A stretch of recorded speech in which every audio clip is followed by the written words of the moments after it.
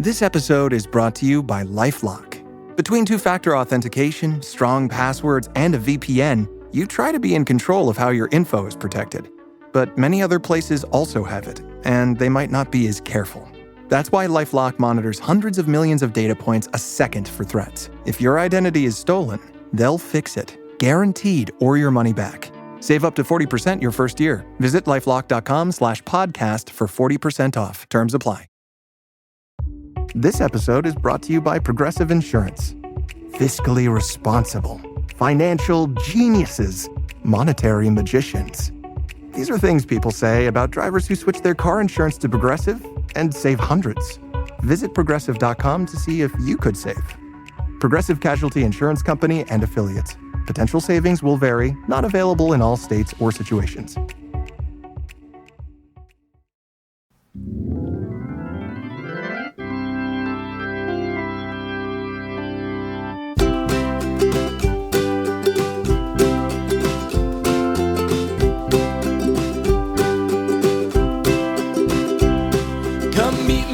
The Musial with Alan and Daniel. We'll talk about the Cardinals all night long.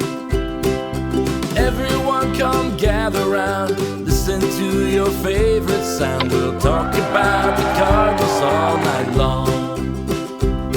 We'll talk the games and all the rest, about the team that we love best. We'll talk about the Cardinals all night long.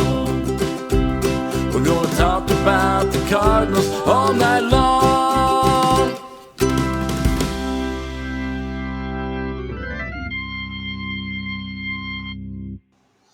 Good evening. Welcome into another edition of Meet Me at Musial. I'm your host, Daniel Top at C70. With me, as always, Alan Medlock, a Medlock 1. We're coming to you a little different time. We're coming to you Friday early afternoon, evening, before the Cardinals get a chance to get kicked off with the Brewers. Alan, for most of this week, I mean, not since we recorded but most of this, calendar week, the Cardinals have been out in Seattle. I don't know how much a chance you got to watch those games, but I'm kind of glad they weren't really in a deep playoff run because it's hard to stay up that late. Sure. I watched a lot more than I anticipated. I watched to completion on Wednesday, which it bothered me that they didn't play the afternoon game on Wednesday. And I understand with the day game or whatnot, I was like, oh, this stinks. But I actually took a little bit of nap and I was able to watch it. It's been one of those weeks anyway. But yeah, I was kind of torn about this series because, of course, where the Cardinals are, and I'm going to get into some questions for you on that, but where they are in the standings, and I understand that, hey, technically they're not eliminated, but they're not close, and they've blown their shot. I was not necessarily upset with the results because I kind of want to see Seattle sneak in just because the Riley story and I kind of like them. And you know what I mean? I've always felt like it's a good environment when Seattle's in. And I was kind of hoping, I kind of like how Seattle and Texas are both knocking on the door, the wild card. And, I don't know. There's a lot of that. I was like, this is kind of cool. I kind of want to see it happen, but I would like to go out and see them. The 3 ball games were great. They were good baseball, but I just feel like Seattle's better than the Cardinals, and you just don't really have the pitching to combat what they have. And when you see what they have, and all 3 of the guys that started whether, and I don't think any of the Seattle starters factored into the decision. I may be wrong on that. So I think you knocked them around a little bit. But, man, you had 3 guys that fill up that strike zone. And I was like, This would be exciting to have guys that keep you in competitive games like that. Yeah, it would be. And, of course, I don't know. I don't guess that they did. The games were close. I mean, the Cardinals showed themselves well. But like you said, they just were not – they were, a step below. Agreed. At least what Seattle is. And, I mean, you're without your starting shortstop. There's a lot of reasons. Yeah. Yeah. I mean, the Cardinals have done well, especially in the second half, for the fact that they had a lot of injuries and then, traded a bullpen that apparently was just about to fall apart if you look at how these guys have done since they've been traded. But, they've hit, skids here and there. But I'd have to think. I don't think they've lost more than. I mean, they've lost now 3 in a row. This may be their longest losing streak of the second half, as far as I can. I mean, like I said, there may be more that I'm not thinking of, but it's been a fairly consistent team. It's been a consistently 500 team, Sure, but it's been a team that has not. You haven't just gone weeks thinking, man, they're never going to win again. sure. Well, which leads me to a question that I think will maybe the meat of the show today. And I mean, it may be a one word answer. I'm not certain. Has what you've seen as far as what you just said of them being competitive and them not having any long streaks and all these things, considering they're doing it with a injuries, b lackluster pitching, which we think that they will address of some sort, whether that would be guys they feel like are close in the minors or guys that they go and get, maybe guys that they trade for. Has anything made you feel better about the potential end of a rebuild type situation for next year out of what you've seen out of guys? Um, Not particularly. Okay. I don't think. I mean, I think we have seen. Yeah, I mean, pitching wise, especially, yeah, that's a different story. But what we've seen offensively with these guys, I mean, I feel a little bit better about Nolan Gorman being a piece, but I'm still not 100% sold on that. Sure. Um, and I think we talked about it last week, but I want to look at the end of the year and see if his hot streak is anything that's more than him just being hot for the 4 or 5 weeks like he normally is. Yeah. Um, but I think that I don't know that there's just a whole lot of answers out there for me. What about you? Well, no, I wondered myself because I'm thinking, well, how do you factor this in and how you look at it? And I'm actually asking this introspectively. Like, do you like I can fall in love with some of the guys probably more than I should. I mean, and it's one of those where I'm thinking, well, I'm so fired up about Burleson coming back that I do feel like he's made that step this year to where it's a positive development. I think you're right on Gorman. I think Gorman's done enough to where I think that you're going to keep him, or you may trade him for more value than you think you have, that we potentially may think they have. I think that you've seen enough out of Scott to be to know what you have there. I think that there's going to be a learning process. I think they're going to double down on Walker and it be more one of those you got to prove it to be on the roster. But I have a feeling that he probably bounces back and has a decent year next year, and that there's not going to be a big give up factor. The new bar is still that I think he may be close enough at his contract number and contract year to where he may go, but you look and you're thinking, where can you improve next year? Is it one of those situations where you feel like you can? I'm curious to see how they do it and how different they may look, but I still think whatever they do, they're going to have to improve that pitching, which is very obvious, and probably have to figure out a direction at catcher. But all that Yeah, being said, I'm thinking I've seen enough out of some of the regular guys that you're just like, I think that you could turn the corner with some of the dudes that we talked about beforehand, but there's going to have to be implementation of something, in addition, mm, or, how something's going to change, which that's what I think is going to be the biggest off-season subject, like we spoke about last week, of what direction they're actually going to go. yeah. I think you're right. I mean, they have Continue to. to go, I guess. I don't know. Yeah, they have to get pitching. Um, but and I wonder, if they'll just be. Will they be better just because it feels like, with all the caveats, that they're going to make some, there are going to be some shakeups this winter. There's people that are going to be moved off the roster. There's some gluts that are going to be cleared up and things like that. Will they just be better, maybe addition by subtraction, because they can play whoever stays on a regular basis instead of having to juggle them around here and there? That's a good You know what question. I'm I saying? mean, yeah, no, I agree. I mean, that's and I guess when you look at it that way, it kind of, I don't know, it kind of diminishes my confidence a little bit. So Mhm. I don't know, because that's the big mystery. I think that if there was a clearly delineated plan, and I think everybody's trying to find it, of hey, this is how we're going to do it, and then you probably shouldn't get used to some of these guys in the lineup. Then I think that then I think that's where you are. But I don't get the feeling that that's the case. I think that you're going to see Scott, Walker, Winn, Burleson. I think those names are going to be around a long time. I mean, I feel like Weatherholt's next. So Yeah. I don't know. That's just kind of how I feel about it, and I don't know if it's just me with the rose-colored glasses either. No, I mean, I think that's legitimate. I don't know who moves, and I think there are some guys, especially some of the ones that you mentioned, that are not going to move. But I do think that they will clear some stuff out at some way or another, and whatever that is. Maybe it is trading Brendan Donovan because he's at the top of his Sure. value, and we also know. I mean, again, new front office, we can't really take anything, but a lot of times when the Cardinals have gone to arbitration hearings with a player, they trade him before he makes it to free agency. Yeah. Um, and part of that's because of the cycle that they've been in, but part of that maybe, financial or whatever, or just the way it works, right? I mean, that's, their guy value. Um, so I wouldn't be surprised at that. Um, you look at that outfield and you're starting to, what does that, how crowded does that get? Because if you're going to play Scott and if you're going to play Walker, and is Newt Barr the guy?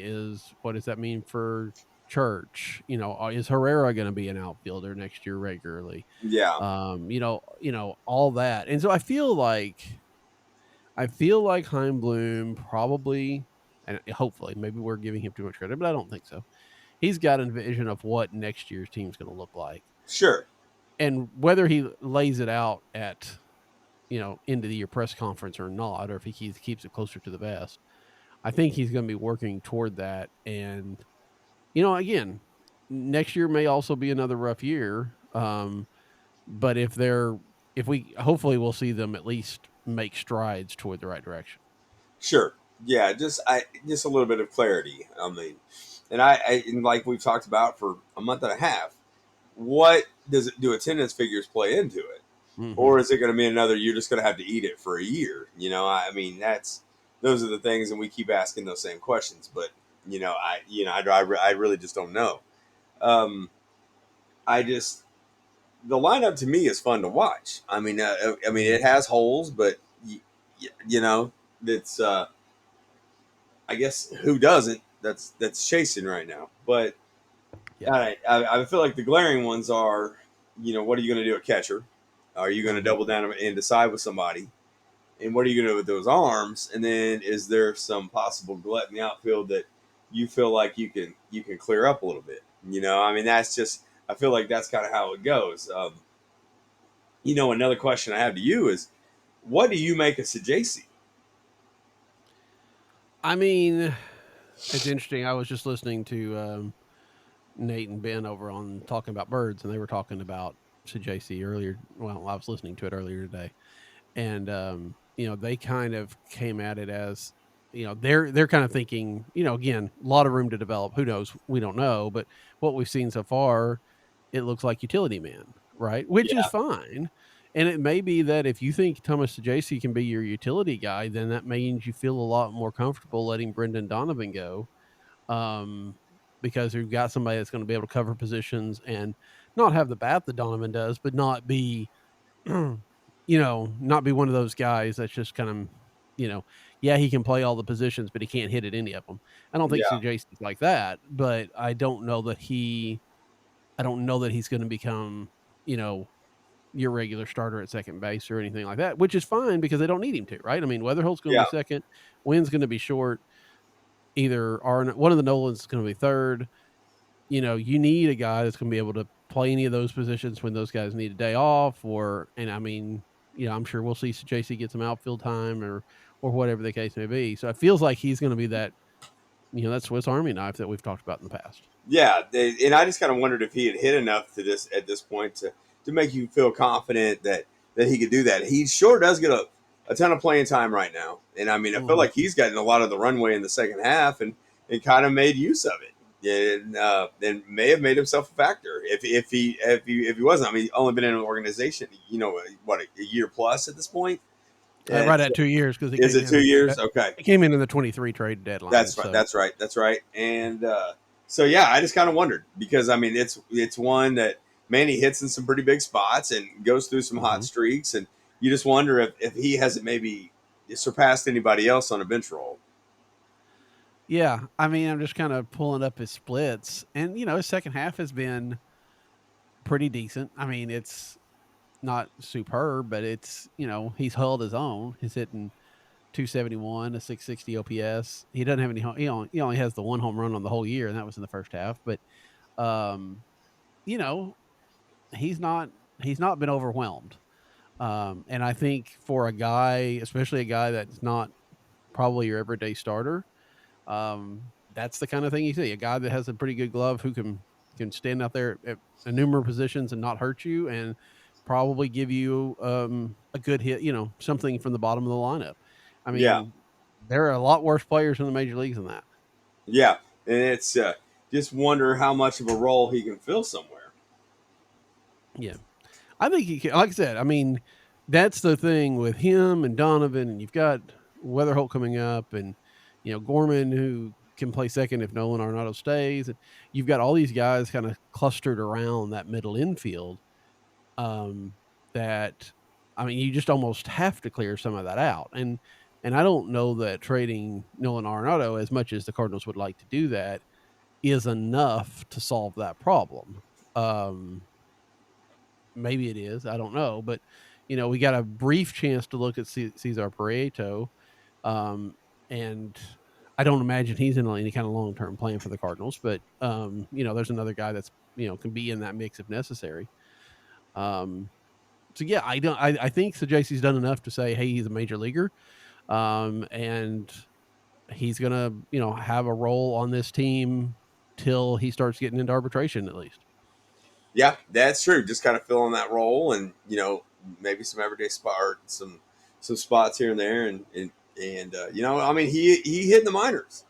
So Yeah. I mean, I don't really know what to make of him, but I mean, you can tell they really like him. I mean, now it's out of attrition right now because they just don't have enough plate appearances, yeah, to cut or Mhm. bats to cover plate appearances. But he seemed to make use of his time. Yeah.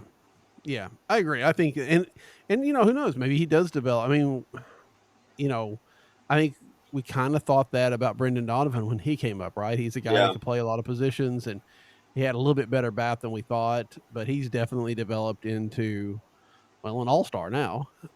Utility Gold Glover, whatever the case may be. He's really, and I'm not saying that Thomas JC is going to be like that, but he's got room to grow. He's got room to become maybe closer to a regular starter versus the fill in that he might be right now. So, over the next couple of years, I think the Cardinals will give him some opportunities to do that, and it's up to him to take advantage of them. yeah. It's I basically how I thought about it. I was like, man, he sure plays a lot right now. This is pretty interesting. I want to see how this all shakes out. And I mean, he may have a role. I would almost think he's certain to have one. Mhm. Yeah. I think we're also getting a little bit of clarity on the catcher position. If I'm and I may have missed it very easily, but I don't think that Yoel Pozo has started as a catcher since he Since returned from the injured list. In fact, I assume he's probably pinch hit once or twice, but I don't think he's caught. And with Jimmy Crooks getting at least half the playing time right now, it kind of feels like that's the direction that they're going to go. I mean, they can't keep all three of them on the roster all year long next year, can they? Can they keep Pozo no, around just as a bench bat? I mean, I can't imagine. I mean, that is a big. That will be a big spot to fill, especially when you have so many guys that are going to be knocking on the door that could be useful. I don't know Mhm. what kind of usage that spot would get, and I mean, I wondered about that, and I mean, it's a feel good story, but I would be surprised if he makes it back with the Cardinals next year. It feels like one of those stories that's a great story for 1 year, Yeah, and then it never pans out again, right? sure. That, it gets the playing time here and there, and maybe he'll have he may bounce around the league. And I wonder, and again, I think this is one of those things, in a front office that has been run like it has been over the last 10 years, there would be no question. I mean, I don't wanna say sentiment has played a part, but I think it has been, loyalty and, "Hey, you've done well for us, we're gonna keep you around," and all that kind of stuff, and maybe not necessarily really getting a full idea of what a player is, has been part of the front office. But with the new people coming in, and with Heimblum coming out of a Rays background, you got to feel like they aren't going to be quite so sentimental about some of these players, right? I mean, that they're going Yeah, to, if Heimblum was in charge this year, earlier in the year, I mean, again, other things might have had to happen, but I think Miles Michaelis might have been gone by now. yeah, that's interesting. I mean, I've kind of wondered about some of those things myself. That I think that one of the situations that basically has to happen at this point is that they're going to have to get away with some of the cost cutting measures that they've done, and Mhm. and ways to improve and ways to pull the trigger, and the risk aversion has to stop because of that. I mean, because if that's the way that it's going to operate, then it's going to be a scary time for a little while because we may be caught in this mediocrity for a long time, and Yeah. and that's the troublesome part of it. Like Bernie had a point in one of his pieces earlier in the week of the DeWitts have spent money. It's not Mhm. because they're cheap that they've done this, and Right. that's the thing that's troubling about it. And we've talked about that. How much of it is their design, and how much was it Mozeliak's? Mhm. And that's the things I think that you're going to have to figure that out, and I hope we do figure it out because if we don't, we know what the problem's been all along. Yeah. Yeah. As much as, both of us have been big fans of Mo Yeah, and all he's done, I think that's a fair assessment, or a fair criticism to lay, is that when you've got a payroll that's in the top 10, top 12, um, and you're not getting anything to show for it, again, it's not because you didn't spend the money, it's because you didn't spend it well. Brett Cecil comes to mind, and a few other things. And you've got, some of it's not his fault because you've got, you had Goldie and now Arenado that are getting a lot of money and not necessarily producing. But still, I mean, if things turn around pretty soon and you get more bang for your buck, then I do wonder how much that, retroactively puts a different filter on what Mo has done. that's true. That's true. I mean, I hope that we don't find out the worst of the worst. But I mean, I do you have a gut feeling that he may have been holding back some from success? I mean, I don't know. I mean, I think there's a fair argument to be made there, because whether it's because he thought they were just one piece away, or they got into some sort of, they obviously got away from development, and they got into maybe chasing down one more title, or thought they were one piece away when they weren't. And that's somewhat of an evaluation problem, right? I mean, when they go out and sign, you know, the Wilson Contrerases, and thinking that's all they have to do, or even going back so far as to, signing Paul Goldschmidt and thinking that's all you need, to trade for Goldie, that's fine, instead of trying to really put something around that. Um, so, I mean, it's possible. I think that some of it's events, some of it is, maybe they did have some ideas of what they wanted to do, and the ownership wouldn't let them go spend extra money, or wouldn't let them aggressively bid on some free agents. But I think, I mean, the blame's got to be spread around, right? And there's no doubt that Mo could have probably done a little bit more with what he was given. Yeah, agreed. And I wonder if it was just Mo being a little bit cheap, kind of save it, and that was the dry powder and all the stuff that Mhm. all the cliches that he did have. You just kind of wonder if it maybe went in his back pocket that he wanted to hold on to make that big move, and then had egg on his face several times. I don't know. Yeah. He came up roses on a lot of those gambles earlier and didn't, and I mean that is maybe the ebbs and flows of how that job works. Yeah. Yeah, and I mean, and sometimes we gave Mo a lot of credit for things that didn't get done. He didn't sign Albert, and that, he'd re-signed Albert after 2011, it would have looked a lot differently. He didn't get Giancarlo Stanton, and we've seen how Stanton has fallen apart, and he didn't get David Price, and that didn't work. But a lot of that was also, not for lack of trying, right? I mean, they were right up there with all those things, and they just kind of got spared a little bit by events. With Pujols not signing and Stanton not wanting to come here, um, and for a while there, it looked like they were kind of winning in spite of Mo at times. In spite of the actions and the things that they wanted to do, the moves that the front office wanted to make, and no doubt that ownership was signed off on all that too. They were, I think we've always talked about how ownership wants to have their stars, but I think he got the benefit and kind of a little bit of a glow from moves that he would have easily made, but didn't get made again because not because of him. Yeah, I think we talked about it last week. That's going to be the biggest question of what are we going to be able to prove, and not that we're looking for the negativity on it or to try to find out what it was, or maybe it was some of these things that we did apply, that were great with the not signing of Albert, etc., and those things that didn't lead to maybe some of the things that happened in the minor leagues that have really starting to hamper that's starting to hamper things now.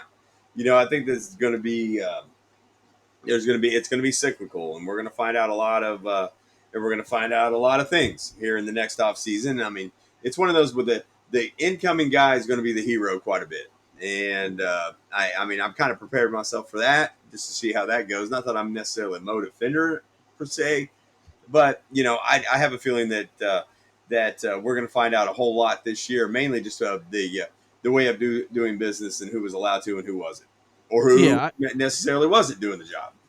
yeah. I hope that with not only Mo but probably some other front office people not being in part involved with the organization. Although Mo's talked about moving to the business side, but some of the front office, if people are let go, I'd like to think that maybe they're a little bit more open to talking, even if it's just on background without being named, to people like Derek and Katie, that we can get some of those stories and see a little bit more of an idea. I know that Mo was asked at Blogger Day if he was interested in a podcast or book or anything like that. He didn't seem to be.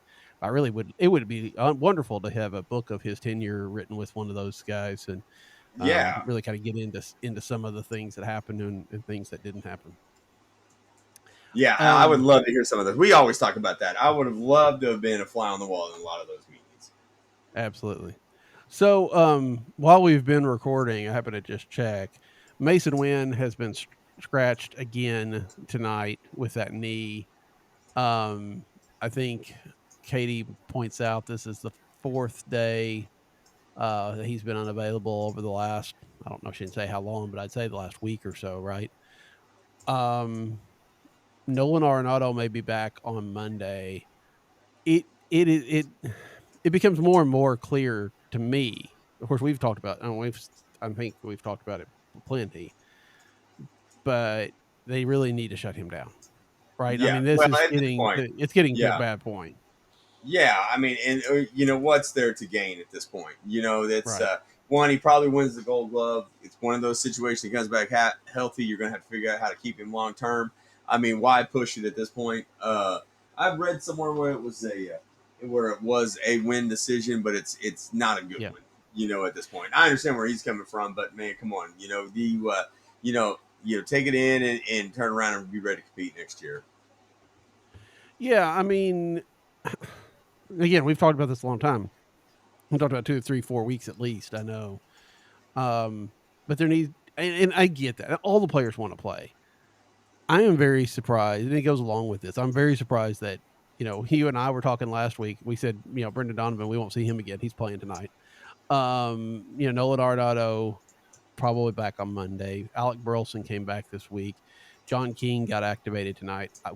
Some of this is, I mean, I get on a couple of these guys, maybe they just want to see if they're healthy, but some of this is like, what are we doing? Are we really trying to make this press? I mean, is this the, hey, we're not eliminated, so we're going to give it everything we've got type of thing? And as soon as we're eliminated, then people go on the injured list or people get shut down for the year.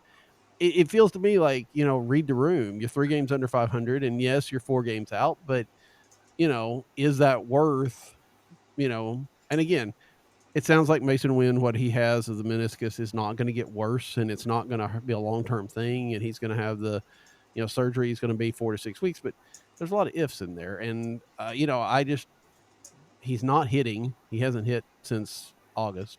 Yeah, He's still fielding well, and I get that he wants, and the Cardinals want him to win the world on the Gold Glove. I want to see him win the Gold Glove, but I also feel like there's nobody that close. I mean, I don't know that there's anybody that close to him, and Trey Turner was maybe one that is now out, and so it just feels to me like this is not getting better. Let's go ahead and take care of it. yeah, agreed. Yeah, completely agree. I mean, it's as much as I like to see Wynn play, Right. and it was obviously one of those that was an issue in Seattle, and you didn't see him much. Mhm. It's gotten to the point now where you're waiting for you got 2 weeks to go. Let's let's shelve it and be ready to go. Now it's easy to say that as a non-competitor in our situation, but I think as far as being wise, I think this is the right way to show it. Yeah. Yeah, and not only that, I mean, not that the Cardinals have a problem with it, but you are playing short, every Yes. night that he's not available. And while you do have an extra couple of hands on deck with the September call-ups, it just is it feels like they could go ahead and maybe they will now. I mean, again, if seems to be, we've talked about it for over a month, right? That his knees bothered him and stuff like that. He's talked about it, I think, around the All-Star break, how the knee was bothering him. But he's been missing a lot more time over the last little bit. And I just wonder if it's getting to the point where even he's gonna say, hey, we're gonna have to shut this down because you know, I'm not able to expect to play every day. Yeah. I mean, I want to say it's a tough situation, but it's not. We need Mhm. to get it addressed. Torn meniscus is not going to get any better. Now, obviously, it's not going to get any worse, so they would have shelved him right away. But Right. still, go get it done, and if anything is uh, anything goes downhill in the rehab process, then that way you can address it sooner rather than later. Right. Yeah. I mean, again, we talk about, I know totally different surgeries, but Tommy Edman was supposed to be ready for spring training, and he didn't come back until he was a Dodger. So, Yeah, until any surgery can go a little bit different than you expect it to. It's yeah, probably not, but give yourself the cushion and don't have to worry about it. yeah, So, we also saw some transactions. We've seen them today. We've seen them this week, um, and we saw Nick Raquet get added, number 70 in your broadcast or your program. But it was interesting to see them do that. I think to some degree, add a guy to the 40 man. I mean, granted, they got rid of Garrett Hampson, who should have probably been gone a long time ago, but adding somebody to the 40 man at this stage of the season um, was a little bit interesting, right? I mean, that they decided to go ahead and do that rather than another round of Roddy Munoz or whatever the case yeah. may be. He pitched well. He's also went back down because for some reason we need to sing John King again. But I don't know. I thought that was a very interesting move, and I think some have pointed out maybe more behind Bloom move than a John Mozeliak move. Sure. Yeah, sure. I think that we're going to see a lot of those, and I think that there's going to be a lot of speculation that those moves have completely changed hands. So I don't know where the truth lies in that, but it sure seems like that's the case. Yeah. Yeah, and, I know Dane Perry was talking. I think it was Dane. I'm pretty sure he wrote about it on his, Substack. Maybe I read it somewhere else, but I think it was him, talking about how the Cardinals really need to embrace that roster churn of, continuing to remove people off the 40 man and put on people as needs are. And I mean, it's hard on the players. Now, there's no doubt about that, on the actual human beings that have to go through that, and but you look at guys like what Craig Krimble this year has been on 2 or 3 teams, and some of those guys that are just on the fringes, they're just going to bounce around here and there, and the Cardinals haven't necessarily done a great job of that. Usually, when you're on the 40 man, you're going to be there for quite some time. They don't add you till they're ready to keep you around. They need to probably be a little bit more heartless, maybe, about cutting players and being able to really fully use their 40-man roster. Yeah. That's seems like that's a almost a lost art anymore. So yeah, I'm not so certain, and that does add to some of the intrigue of the last 2 weeks of the year and leading up to hopefully what they have of a off season press conference or leading into the off season press conference and get a little bit of clarity and see how much of that 40-man roster changes. Yeah, yeah, I think that could be kind of interesting. Cardinals are, like I say, about to open up with Milwaukee. They go home with Cincinnati, and then they get Milwaukee again before going to San Francisco and ending the year in Wrigley. Right? I think that's right. Yeah. Um, yeah. Um, what do you think we'll see over the next 15 games? I mean, is there anything you're really think that will stand out, or you really want to see over the next 15? Uh, Man, you know what? I kind of was hoping for some kind of situation where we would see a young arm in September of some Mm-hmm. sort. I don't know if that's in play anymore or what the case is, or you're playing out the string and you're going to get you have innings to cover still, and you're going to do it any way possible. I held out a little bit of hope with Weather Holt, just to kind of see, but I think they're taking him very very precautious down in Memphis right now too. Mm-hmm. So that's not going to happen. But honestly, I would like to see a healthy Donovan come back, end on a high note. You have Burleson back. I want to see Crooks play more. Um, I I want to see more of Scott and Walker. Not as much as a platoon situation, but I'd like to see them play a little bit more. And I guess, you know, is it naive or silly to think that this may be the Arenado swan song for the next 2 weeks? I mean, I don't Uh, know. I don't think it's silly. I think that there's a decent chance. I don't know if I go as to say that it probably is, but I think there's a decent chance because and again, depends on if he opens his circle up. It depends on how much the Cardinals want to pay for him to go. Um, and it depends on who's interested. A lot of variables, and I think I could easily see him staying. But yeah, I think that's a very good possibility that if he returns on Monday, and maybe it's part of the reason that he is returning on Monday, is that those are the last 6 games that he will play in Busch Stadium wearing the birds on the bat. Yeah, Um, I think it will be interesting to see one how he does when he comes back. But I'll also be interested to see, especially after they finally get that X next to their name and that eliminated, if they play him less. If there's a way that because I think that's the other option for next year, depending on what else they clear out, is okay, Nolan, you're going to play 60% of the time instead of 80% of the time, yeah, or whatever. And if he comfortable with that?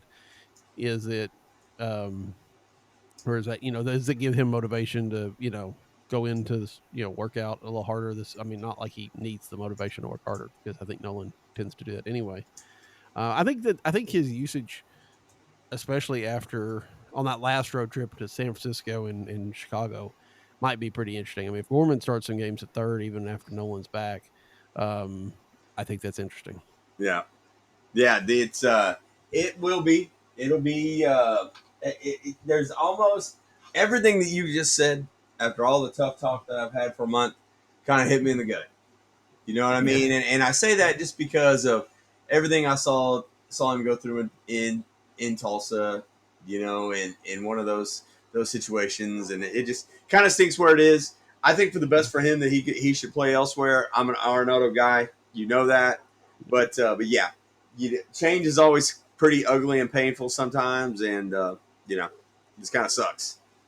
yeah, and I mean I know that if you were to talk to Nolan right now, he would say a lot of his year and numbers, and the reason his numbers are not good is because he played hurt. Yeah, And I'm sure there's some truth to that. I'm sure that did not help at all. And I think part of me would like to see him come back next year to see if that was true, right? I mean, he played he didn't ever play to Nolan Arenado standards, but early on in the year he was kind of holding his own, right? I mean, he was a league average bat with above average glove, and that's not bad, not bad to have at all. Um, so if we see a little bit more of that over the next couple of weeks, maybe that gives a little bit of hope that if he does stay, there'll be something they can still get something out of him over the next couple of years. Sure. Yeah. I mean, I would love to see him run into a heater. It'd be Yeah, awesome. I mean, and whether that is to remain a Cardinal or to move on, but no, it'd be fun to watch. I mean, yeah, even if you can't go and push for a playoff spot, which you just have too many teams to jump over at this point, make it silly for the Giants and Cubs that last week. yeah, yeah. Make them work for it. I and hey, if you can beat the Cubs, it doesn't matter if those are your only wins of the year. It's worth it, right? Yeah. So you gotta go in there looking for that. But if you can knock them out of the playoffs or knock them out of at least a seeding spot, even better. Um, so yeah, I think those are going to be interesting. We saw this week there were some things in the minor leagues that were kind of interesting as well. And I guess the biggest one is that Liam Doyle, you know, briefly hit Peoria and then now is in Springfield at Double A. He only got a couple of starts in the lower minors before hitting Double A. Um, does that mean anything to you? Or is it more a factor of the other two teams are shut down, and so just to keep him pitching, that's why they've moved him up? Yeah, I don't know. I don't know. That's a good call. I mean, that was quick. I mean, this. I don't know whether that mean what that says to me as far as hey, how much is this going to get rushed through? Mhm. I don't know, but I do think that some of the change we will see may be the aggressive way they've handled some of these guys. The college ready guys. I mean, I'm kind of hoping for that to be the case, but I don't know if that leads me to believe that's any better now or whatnot. But still, the possibility exists, and they're moving it through quick. I would kind of like to hear Kyle's take on that because I mean, with being on the inside, he may know a little bit more as far as how that works. I don't know, but yeah, it was interesting, and it was it wasn't the very next day. Yeah, it was close. It wasn't. It wasn't there very long. I do think that there is that argument to be made that a guy coming out of the SEC, and you've talked Yes, about this a lot, um, would have started if you could have aggressively started him at Double A anyway. yeah, So for him to get his feet wet in the lower minors, and now he's kind of to the level that you kind of expected him to be, and that's where he'll start next year. There's an argument, and that very well may be the case that they wanted to slow play a little bit of him coming up, but you know this is where they expected to start him. yeah. Interesting. I mean, it would be exciting. Mhm. And I mean, we've seen. I don't know that it's always worked real well. We have seen people go from Double A to the majors. So, I mean, if he pitches a strong first half next year, is that a situation? Do you think? And I guess maybe that goes back to what you're saying. Are they going to be more aggressive? Are they going to jump him, or would they move him to Memphis? And is a St. Louis debut at best September of next year, or is it possible that we would see him middle of the year? I think that could be a very interesting question. Yeah, it would. It no, without a doubt, and makes me wonder if would that change because we had asked Mo that before that said um, that remember we made the comment, hey, can you see this happening quickly as far as Mhm. some of these guys coming from college baseball much? And I mean, of course, he said, well, you don't get a schemes, so that's Right. it basically saying that hey, this is once in a lifetime, and I kind of wanted to point out, but yeah, but Wyatt Langford plays every day too. You know what I mean? But I Mhm. didn't, Right. and trust me, he's probably right, and it hasn't happened as much. But you have Dylan Cruz, you have a bunch of those guys from that era or from that draft that are certainly playing, and you do kind of wonder if the Cardinals may be behind on that, or if they've got maybe the for lack of better terms the lottery ticket that they can use to play that quickly. I don't know, Mhm. but it's definitely exciting, and I feel like getting the college ready guys makes that possible.